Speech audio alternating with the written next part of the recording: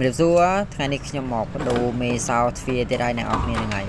នេះសោទ្វារនេះវាប្រើបានជាធម្មតាទេហ្នឹងហើយប៉ុន្តែអ្នកមើលថែបន្ទប់គាត់ចង់ឲ្យខ្ញុំហ្នឹងបដូរដាក់មេសោថ្មីហ្នឹងហើយហើយការដោះរបស់យើងក៏អត់ជាពិបាកដែរអ្នកនរគ្នាហ្នឹងហើយវាមានដូចរបៀបដែកមួយទូចទូយើងយកចូលដល់កន្លែង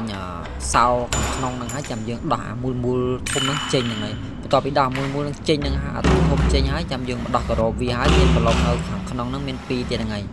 នេះយើងប្រើស្វានមូលតែមួយផ្លែតក៏ចេញហើយអ្នកនរគ្នាហ្នឹងហើយនេះយើងក៏ដោះចេញមកបានស្រេចបាច់ហើយសោហ្នឹងខ្ញុំអាចទុកយកទៅប្រើនៅកន្លែងផ្សេងក៏បានដែរហ្នឹងហើយប៉ុន្តែយើងអត់ដាក់នៅក្នុងបន្ទប់ទេយើងប្រើនៅកន្លែងបន្ទប់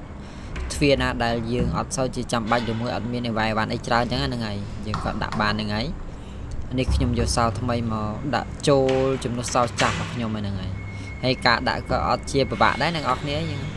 យើងក៏ញាត់ចូលទៅតាមប្រហោងដើមវាទៅហើយឲ្យតាក់នឹងអាកលឹះវាមួយចេញមួយចូលហ្នឹងទៅប៉ុណ្ណឹងក៏ស្រេចបាច់ហើយអ្នកនរគ្នាហ្នឹងហើយនេះយើងក៏មួយប្រឡងចូលទៅវិញហ្នឹងហើយប្រឡងក៏វាមានតែ2ទេប្រឡងទ្វារនេះហ្នឹងហើយ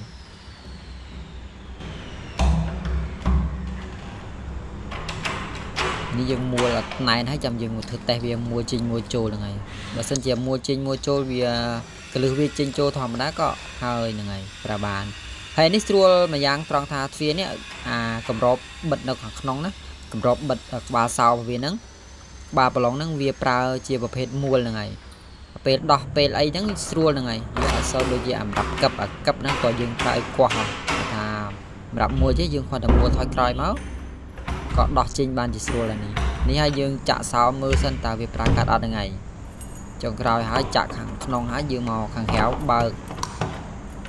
សោភាសាទៀតមើលនេះក៏បានជាធម្មតាអ្នកនរគ្នាហ្នឹងហើយបាយជួបគ្នាវីដេអូក្រោយ